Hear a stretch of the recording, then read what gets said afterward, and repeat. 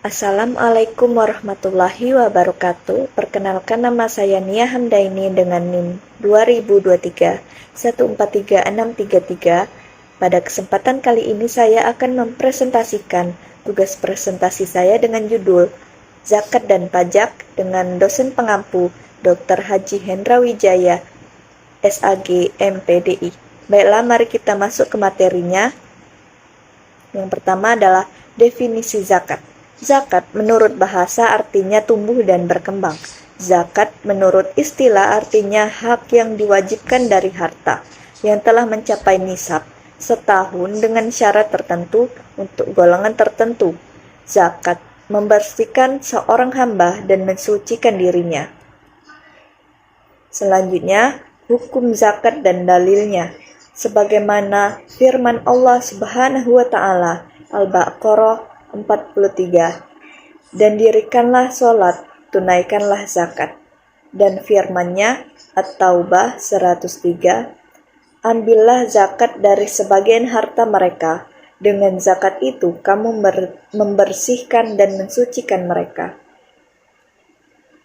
Dari Abdullah bin Umar radhiyallahu anhuma, dia berkata, saya mendengar Rasulullah bersabda, Islam dibangun atas 5 perkara, bersaksi bahwa tiada ilah yang berhak disembah selain Allah dan bahwa Nabi Muhammad utusan Allah, menegakkan sholat, menunaikan zakat, melaksanakan haji dan puasa Ramadan.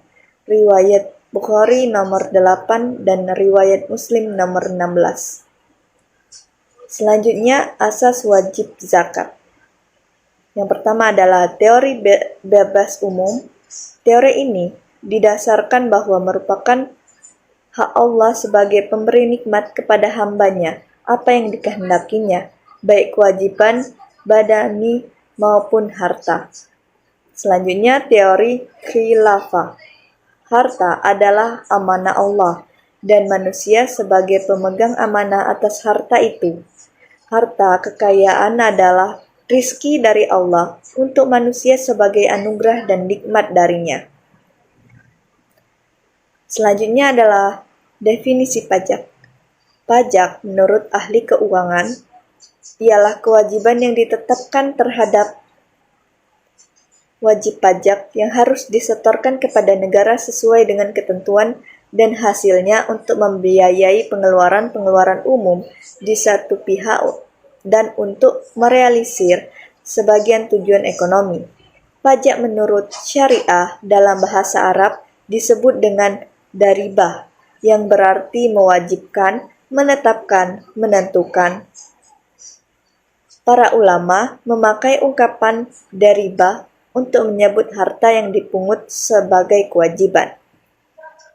Selanjutnya, dasar hukum wajib pajak. Dalam Al-Quran, dalam surah An-Nisa 59, hai orang-orang yang beriman, taatilah Allah dan taatilah Rasul-Nya, dan ulil amri di antara kamu. Kemudian jika kamu berlainan pendapat tentang sesuatu, maka kembalikanlah ia kepada Allah, Al-Quran, dan Rasul sunnahnya, jika kamu benar-benar beriman kepada Allah dan hari kemudian.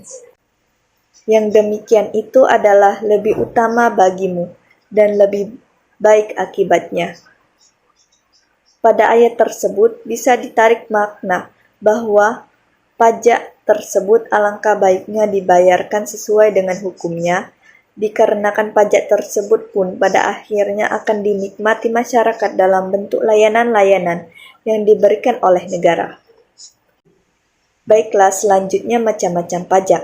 Menurut golongannya, ada pajak langsung dan pajak tidak langsung. Menurut sifatnya, ada pajak subjektif dan pajak objektif.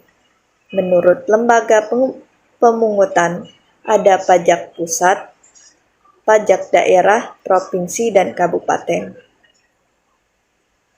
Selanjutnya adalah objek zakat dan pajak, yaitu emas dan perak atau mata uang, barang-barang perniagaan, hasil tanaman, pertanian maupun perkebunan, hasil tambang dari rikas, dan penghasilan profesi, gaji, upah, dan honorarium.